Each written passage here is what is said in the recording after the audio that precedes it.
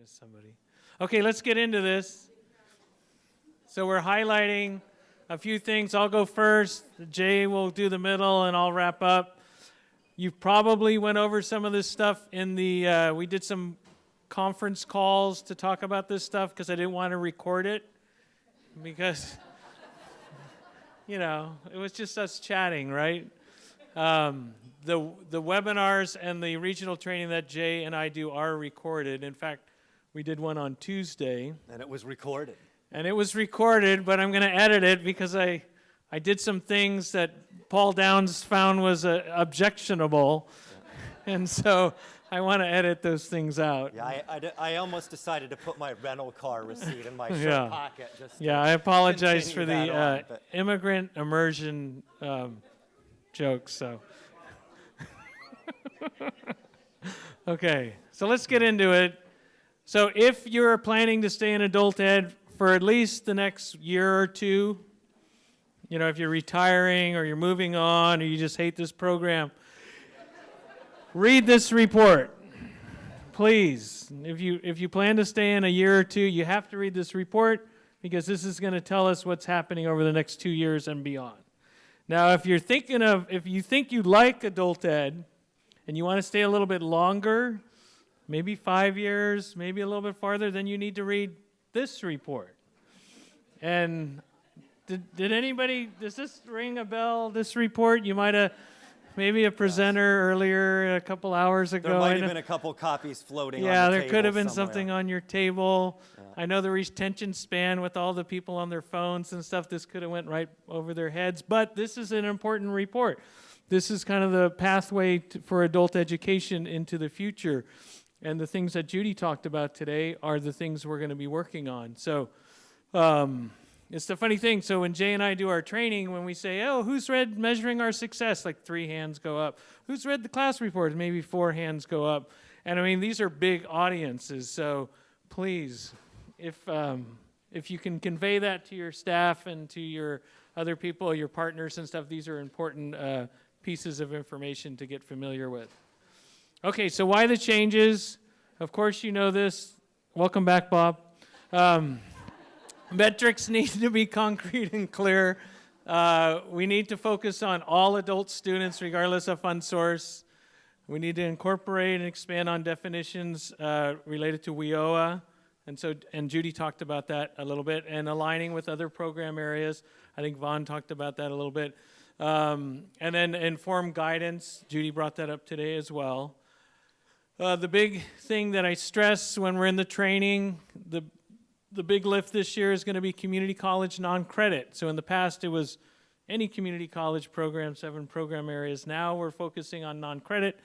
So for those colleges that were focused on credit or haven't expanded to non-credit, don't have any non-credit, you really should be looking at your plan. You should be looking at transitions, supports for those students because we won't be pulling any credit data for those students. We'll just be pulling the non-credit data. So we stress that, and hopefully everyone is on board with that. I think I have received many emails about how are we going to pull our non-credit students out? What did you do to me? You know, you ruined my life. So we've been through that. It's kind of like the stages of grief, and now acceptance is coming forward. Yeah. And so we are linking people with... Denial's the first step, and then you move on from there. Yeah, there was a strong denial from a certain college, but we worked through that. And now they're just suing us, but anyway. That's right, extreme denial there, huh?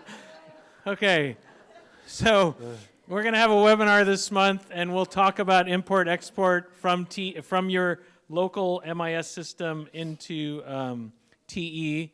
And that doesn't exclude K-12. So, you know, we have over 400, actually 350 K-12 county office members. So a lot of those are non-WIOA, new to adult education, at least for the reporting.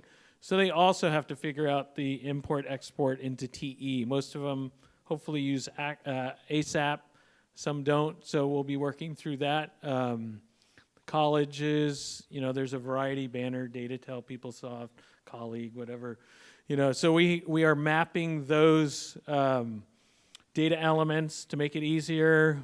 It was funny, we got a list of people that we thought were willing to participate, and then we get an email into AEBG saying, well, I saw my colleague's name as a volunteer, but he never expressed his desire to volunteer, and so we kind of threw him in as a volunteer. So we apologize to San Jose Evergreen that we did include Sergio as a volunteer, but I'm sure he's on board now that he's been publicly shamed, right, Bob? And Keyshawn, right? So we're pushing our colleagues on the college side to work with us, to do the data mapping, to volunteer, all that work they did to give to another college for free, and to allow that import-export to happen.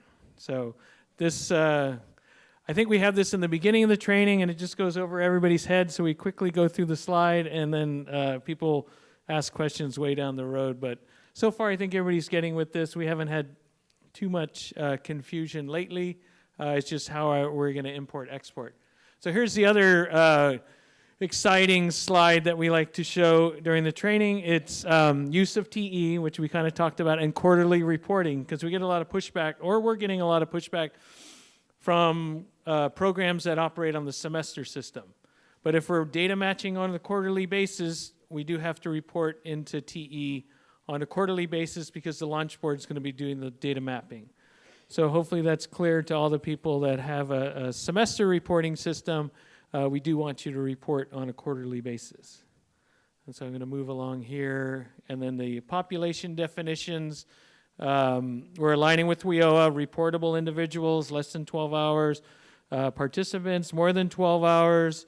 We are going to do a supplemental report on what happens to students less than 12 hours, because there could be some amazing things happening that aren't being tracked, like people could be getting jobs, people could be getting certificates, but we want to examine what's happening less than 12 hours. Plus, it might be a good way for you to track who's not participating in a class. So if someone comes in for an hour and has to leave for whatever reason, could be a child care issue, transportation issue, for whatever, at least you have that information, and that could be, the starting of a waiting list or some kind of information that tells you, okay, we have all these people under less than 12 hours. Why aren't they getting into a class? Do they need to get their high school diploma? So what's preventing them to signing up? And this goes back to what Judy was talking about community of need. And so if they do put some kind of incentive funding, they might look at that less than 12 hours of moving those people in the community of need forward into maybe classes or something like that. So we'll see where that goes, but it's important to track those students, and that supplemental report will look at those less than 12 hours, more than 1 hour, and see what's happening there and see why those people aren't moving into the 12 hours or more of instruction. So that'll be interesting. Of course, now with AEBG TAP, we can embarrass your members by signing them up for targeted technical assistance. We take that as a public service, extra targeted technical assistance, but from the state perspective, at least we have now the hammer to say, we did the reasonable intervention, and now you still are late on your reporting, or you haven't done this or haven't done this, and you sign that general assurances in your annual plan that you would do this. And so this gives the consortia the ability, if they want, to reduce members' funding. So that was always on the books, but we never had anybody to do the targeted technical assistance, and now we have Diana and her group. They can document that and provide the targeted technical assistance and allow you at the consortia level to work with AEBG TAP to get them back on track. And if they don't get it back on track, and then you have options of what to do. We're hoping that nobody does have to reduce funding, but if you have that special member that isn't showing up to meetings and not doing anything that you want to, you have this recourse. So there's kind of a silence here. I guess that was pretty serious. We haven't done this yet. We haven't put anybody in targeted technical assistance. So don't be worried. It's okay. All right, so here are the 4 program areas. These seem like no problem. It's when we get into these other four program areas, and this gets back to what Judy's talking about, is programs and populations. So the when Jay and I do the workforce reentry, reentry, it gets a little confusing. We're trying to, mark populations, but when you record that in TE, it's a little problematic. Sometimes with adults with disabilities, there's some coding issues on the college side we're working through. Pre-apprenticeship is, part of CTE, but it does have some definitions by Department of Labor. And of course, K-12 success, it's really broad, and we haven't really put too many boundaries on that. We don't really have any metrics other than family literacy to mark progress there, but that's something we'll have to look at as well. And so don't feel that you have to put boundaries on it, but just think down the road, if we do go to some performance metrics or something and there's nothing tracking your performance for K-12 success, how are you going to get that enhanced funding or that performance funding if there's no metrics attached to it? So that's something we have to work on as a state with you, and then you have to work on that locally of how you're calculating, those outcomes if you don't have family lit. Is there some other way you're doing that with the school district? We'd love to hear about it. And then program changes really quick. Yeah, so fees policy, Judy talked about ability to benefit. We're looking at a fees policy. We know on the K-12 county office side for WEO2, there's no fees for ASC, ABE, ESL. That's similar on the non-credit side on the college. Where it gets a little tricky is with adults with disability, K-12 success, and CTE. There's no fees charged on the college side, but there's no ed code to say you can't charge fees on the K-12 county office side. So we're working on that. We're looking at that. And then we're also looking at the impact to ability to benefit. I think we have about 20 adult schools in the state that might have COE accreditation that can offer financial aid to adult students, but that's 20 out of 350. And so is it really free? And then are we charging, how much are we charging, for CTE and these other programs? So that's something we have to look at. Colleges are free. If people want to take those expensive courses, they have the option if they can qualify for ability to benefit. So how do we make that work? That's something we got to look at.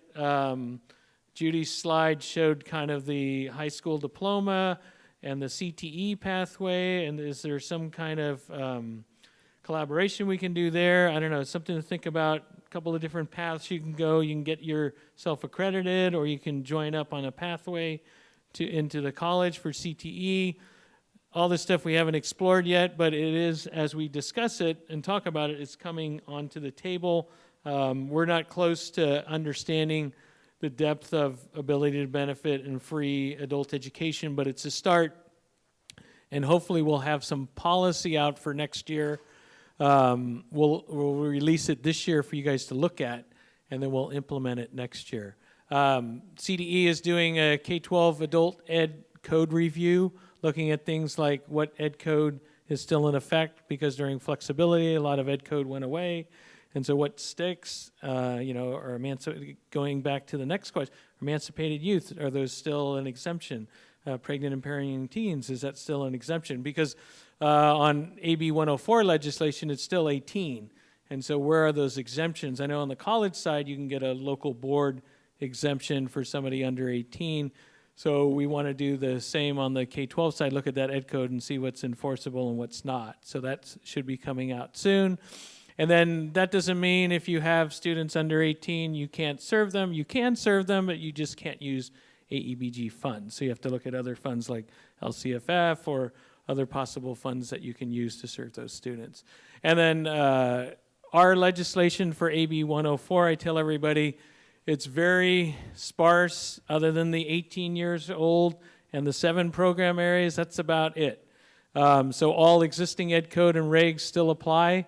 And that's why that ed code review on the K-12 side is so important. So if you're a college, you still have to adhere to Title V, you still have to adhere to ed code, you still have to get your courses approved by the Chancellor's office. All that stuff doesn't go away with AB 104.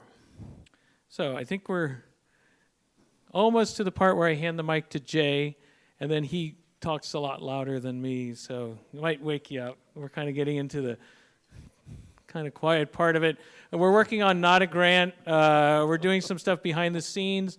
related to resource codes and how we're showing the money. Like for the colleges, we're putting in it Exhibit A now with all the categoricals. So when accounting people look at Exhibit A, they say, oh, look at this adult ed block grant with all these other categoricals and apportionment. Does that mean that's apportionment now? And so the light bulb's kind of going on there. Same thing on the K-12 side. We're looking at, removing the name block grant, but also looking at the resource code that it's associated with. Is that strictly tied to grants, or maybe we could use a different resource code there that accounting people would think it's not a grant and it's not short-term in nature. We also still have the guidance for spending reasonable, justifiable, and allocable. We encourage leveraging and braiding of state and federal fund sources. We're not doing touched by AEBG anymore. It's all fund sources in the 7 program areas, so regardless of fund source, it's just the 7 program areas that are guiding our data collection. And then I think this last slide, out-of-state travel still needs to be approved by our office. Capital outlay doesn't require our approval, but you do have to send up an informational email just to tell us what you're doing. So when you buy that building, we know what's going on. Indirect rate is still the same. We're still charging the state-approved indirect rate if you're a K-12 or county office. And if you're a college, it's the negotiator rate. But hopefully next year we'll go to a standard indirect rate for members across the board, colleges and K-12 and county offices. We'll see. We're working on some ed code to fix that, and that should be available hopefully in 18-19. And then lastly, we should not see any sub-agreements between consortia and members. The money should all be passed through. There shouldn't be any money held back for some kind of services, because that's the old way of doing things. Now everything is passed through to the members. And so hopefully if you do have that happening, let us know, because that trailer bill came out like a year ago.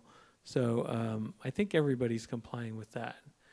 And then, of course, here's some more information. K-12, you're going to use Fund 11. That resource code we're looking at is 6391. And then the community colleges, we have a letter from the fiscal services at the chancellor's office that denotes how to do pass-through versus participant direct funding for colleges. So that's pretty clearly defined. I know we had a question recently about do I use this object code or this object code, and then pretty much everyone is on a pass-through, so you would use the pass-through object code for K-12 because there shouldn't be any sub-agreements anymore. And let's see, okay, just a reminder on this. So if you're direct funded and you don't have a fiscal agent, you still have consortia oversight responsibility. So even if your members certify that budget, you still have to have the consortia have a process that certifies that when you roll it up to the state. And so when we were using this new fiscal system, there'll be a member level certification, and then when all the members come in, then the consortia will certify that as well. Because we have had auditors questioning for direct funding, where's the oversight from the consortium? If you get 5% admin, how come they're not using that 5% to do some kind of administrative oversight of the members' budgets? So if you're direct funded, just think about that. That's an agreed upon process. We're not going to tell you what that process is. Here are some examples. You could hire an outside auditor. You could come up with an agreed upon certification process. You could do a peer-to-peer review. You could have a fiscal agent do it, or you could do some combination of option. But you do have to come up with an agreed upon process, and your members have to be on board with it, and then you have to follow it. So when auditors come to see what you're doing, as long as you have a procedure and you're following it, I think they'll be okay with that. We can't really tell you what process to use. That's between you and your members. Okay, so now I'm going to pass it to Jay. All right. And so Jay's going to get back on track, a lot more fun. People are sleeping. Please wake up. This is really the fun part. Oh, yeah, TE is exciting. We'll try to not dig too deep and try to avoid getting too much into which bubble or which form or which checkbox. A little bit, because I'm not sure that's what I want to do. A little bit more because I'm not sure that's what you want to do in a little bit, just not to spoil the fun of the road show. There's still about 4 or 5 of these left where we'll dig into all the specifics. But this is just kind of the highlights of some of the things we've been going over for data collection. So starting here with the timeline, I think the timeline is pretty straightforward. We'll be doing all 4 quarters. We started this last year with the 3rd quarter. Obviously, we just did half the year last year because we kind of got started halfway through the year. This time, we're going to be starting at the beginning of the year, so we'll, of course, do all 4 quarters. The key things I'll just say, the due dates are 1 month after the last day of the quarter. So if you just follow that formula for all 4 quarters, it's a pretty straightforward timeline, I think. The other thing that I like to remind everybody about, just because this is the big issue that came up a lot when we introduced the concept, that is all 4 quarters start on July 1. You know, as I like to say, it's kind of one of those things that doesn't seem confusing if you're a Yahoo like me, but 100 people can't be wrong. Everybody asks questions about this. So to be clear, it's July 1 is always the start date. So with each quarter, you're submitting a little bit bigger time frame than the one before. Okay, so another big topic has been on the short-term services. So you can see the screenshot. We're using Field 8 on our update form. There's 3 simple bubbles you can mark. You can see them listed here. This is the one time when I like to give a very specific address inside the TE software. I do that for a couple reasons. One, just because a lot of people do like to enter it directly rather than do importing or use the bubble forms. A little bit because there have been a lot of questions. If you have a short-term service, which one is it? Is it supportive? Is it training or transition? It can be very confusing to distinguish the 3. There isn't really anything that precise that distinguishes the 3. So the best answer I've come up with to date is if you go directly to this menu item, there's 3 little subheaders with about 8 or 10 checkboxes that give you concrete examples of each of these 3 sections. So if you're having confusion with that, that's the best way to go, is you can at least see some examples. If you're not 100% precise between training and transition, at this point anyway, I don't think it will be, a big problem. I'm sorry, it's record students in program years. That's just simply the menu directory that has these services. And if you go straight into the software, it doesn't just have the 3 checkboxes like you see on this screenshot. It's 3 sections with about 8 or 10 checkboxes each. The point being is you have some specific examples of each of these 3 categories, so you can kind of compare the examples to what you're actually doing with students if you're a little bit concerned about specifying which of these 3 applies to what you're doing at your agency. Okay, the big framework, I'd say, of close to half of what we've been talking about at training is this right here, the 6 areas of AB 104. From our perspective, I think, that's been very helpful to have that guidance. We've been really trying to base our outcomes, almost exclusively around AB 104. Obviously, that's what the legislature stipulates, so that's what we need to do. But it's also been very handy just in terms of categorizing these different outcomes and, placing it into areas that kind of make sense. So we've really tried to set it up along these 6 areas. And here they are just for, literacy, secondary, post-secondary, jobs, wages, and transition. I think everybody has that down by now. Looking at the literacy skills, again, trying to avoid getting into too much detail on what you have to do in terms of data collection or testing or other things, and just going over where the outcomes are in literacy skills. We now have 5 official outcomes. The big one for literacy gains, of course, is through the pre and post testing. We also have the CDCP certificate. We have a concept called Carnegie units, which is for high school credits. It's not really using credits, but there's a way where you can mark through self-reported level reflecting the gains students are making through high school credits based on the specific system you employ at your district. And then we have 2 new ones that came through those Data and Accountability Committee meetings this summer. One called Occupational Skills Gain, the other called the Workforce Readiness Milestone. The way we've been trying to set it up in training is I'll reference Judy's presentation. We've really tried to emphasize measurable skills gain. So number one, I'll say the titles of these outcomes are not so coincidental. You know, I think we tried to model the words, for all the obvious reasons, you might say. The other concept, I guess I'd say, is it's kind of looking at ways to show how wonderful our students are doing who may not have gotten the job or the licensure or the GED or whatever. We're looking for other ways to show progress, kind of similar to that federal language. On the ABE, ASE, ESL side, we, of course, would say we have that wired pretty well through pre and post testing. On the career tech ed side and some of those other programs, maybe not so much. So we're using this as another way to try to show ways that the students are making progress without necessarily having gotten the job or licensure or so on quite yet. So those are the 5 under literacy gain.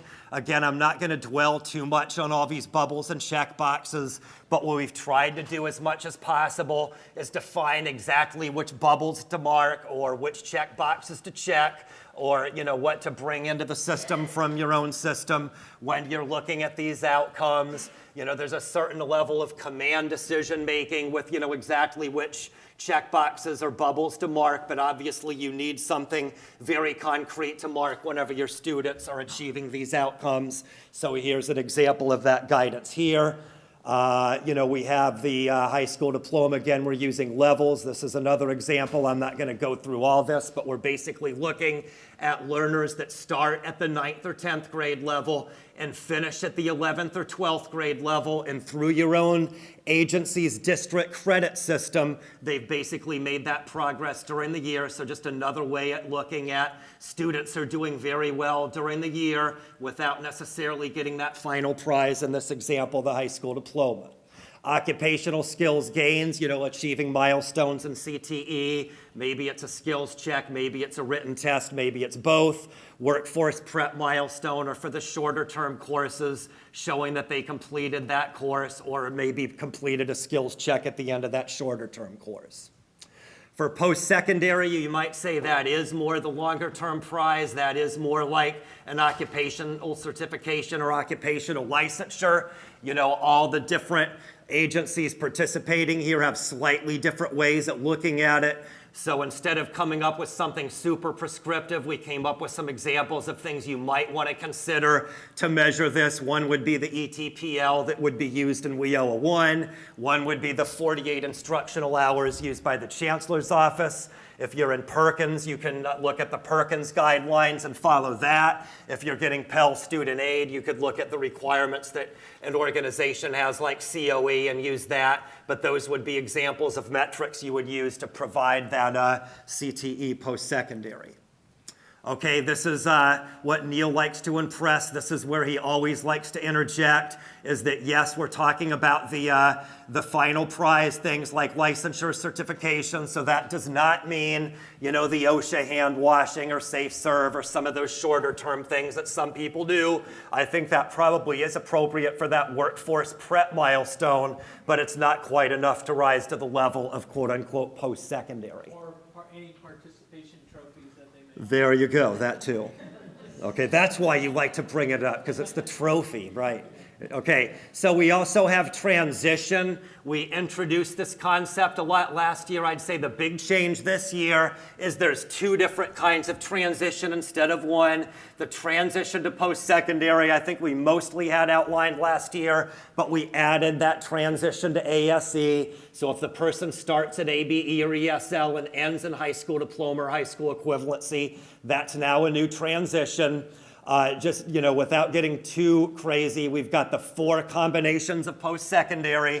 Basically, if you're starting in K-12 adult ed or community college non-credit and you move into either K-12 adult ed CTE or community college CTE or community college for credit, there's basically 4 possible pathways here. If you hit any one of those 4 pathways, that's considered transition to post-secondary. So here's 2 of them right here. Again, you start in you're basically transitioning to CTE. Here's the two that involve transitioning to community college for credit.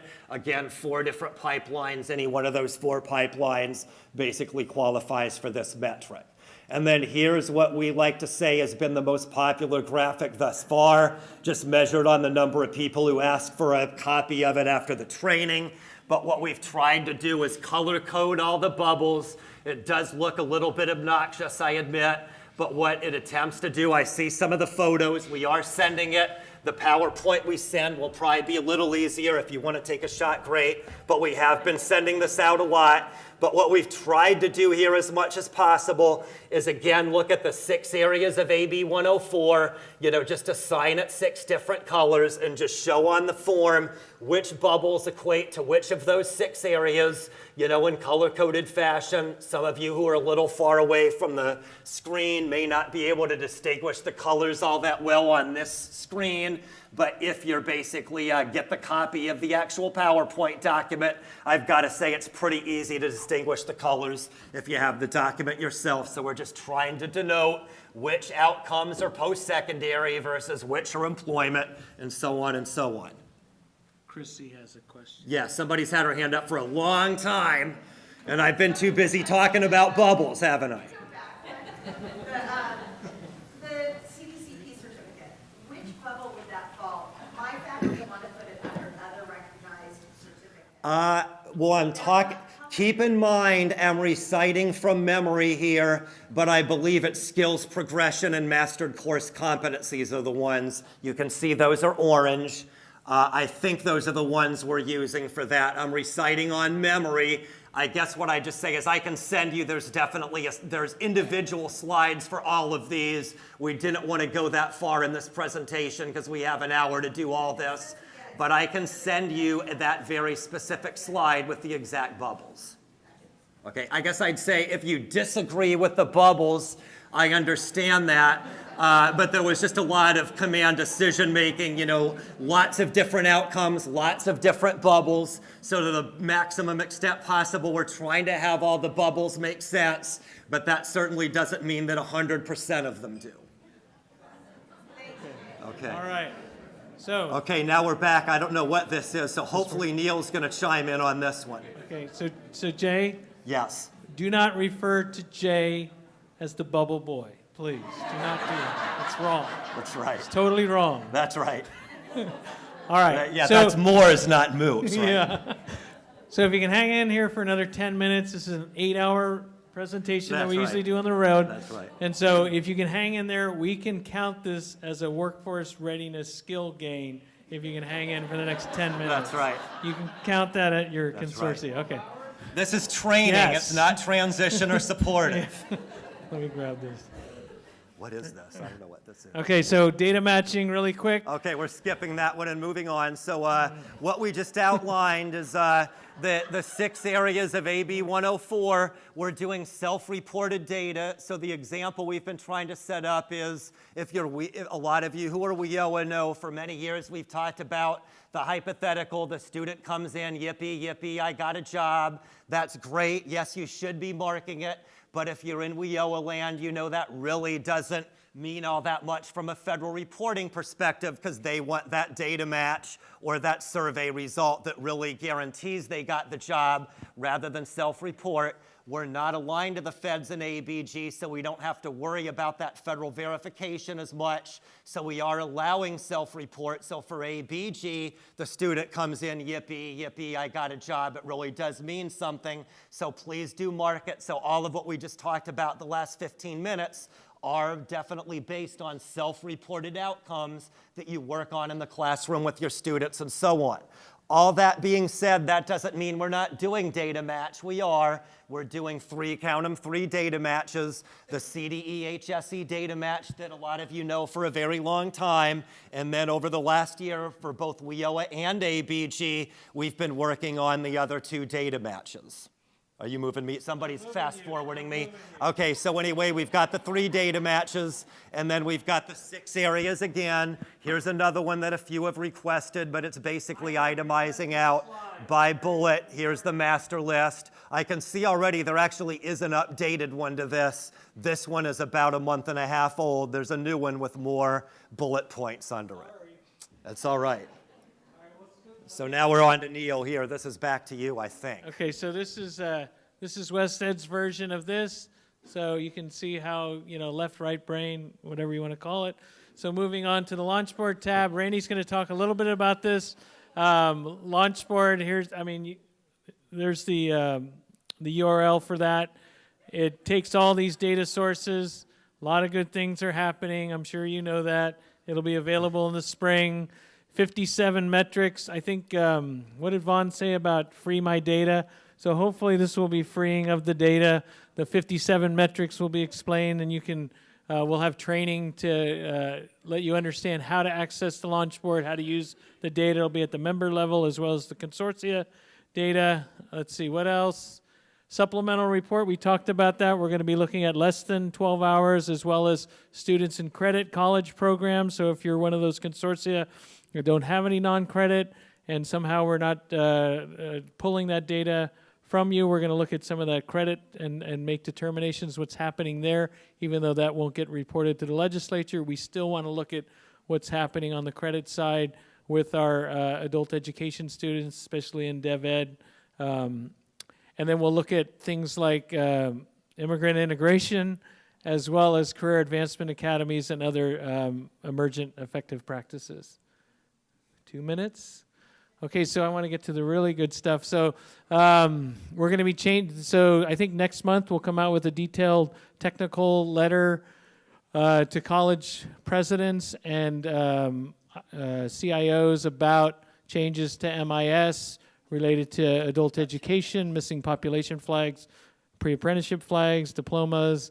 We're also actually talking to CCC Applied right now about the problems with adult education and use of CCC Apply. More to follow on that. And then these teams are meeting right now. It's faculty from K-12 side as well as community colleges have been meeting the last few weeks to look at a crosswalk between educational functioning levels from the NRS and the CB21 levels below transfer. That should be out in the spring. Hopefully they'll wrap up later next month, and then we'll get approval from the state, and then guidance will be out in the spring to show how you can use this as a crosswalk between educational functioning levels and CB21. And then for 18-19, community colleges, if all goes well with the MIS updates and changes, colleges in 18-19 will extract the adult education from the MIS system. If you're a K-12 or county office, you will still continue to use TE. If you're a WIOA-funded K-12 county office or community college, for WIOA 2, you will continue to use TE. And then if you're also a WIOA 2 grantee, you will still continue to use pre- and post-testing using CASAS. So, and we're almost out of time, but really quickly, member-based fiscal system is being tested starting on Friday. We're doing a soft launch on Friday with about 15 beta testers. A hard launch will be on October 25th. That'll be all your members, all 450 members that are receiving AEBG funding will be putting in their budgets. That ought to be exciting. We'll give you until mid-December, December 15th to get those budgets in. And then we'll work. This will be the system that'll be replacing the portal. So you can go on, the member can go online and update their member representatives, the phone numbers, the contact, the addresses, as well as their budget, and then report their expenditures. So more to follow on this. We'll have something in the newsletter. The beta testers will start on Friday, and we'll see how that goes. And then we'll be doing a webinar on the 20th to go over all the details. And we'll probably do several webinars because this is a big move on our financial systems part. The only caveat is 15-16 and data accountability money will be closed out in the old system. So the few of you, the few naughty ones of you that have 15-16 money left that you shouldn't have, that you told me you spent, you need to close that out, spend that down, get rid of it, put it somewhere, you know, backyard, I don't know, up in the closet.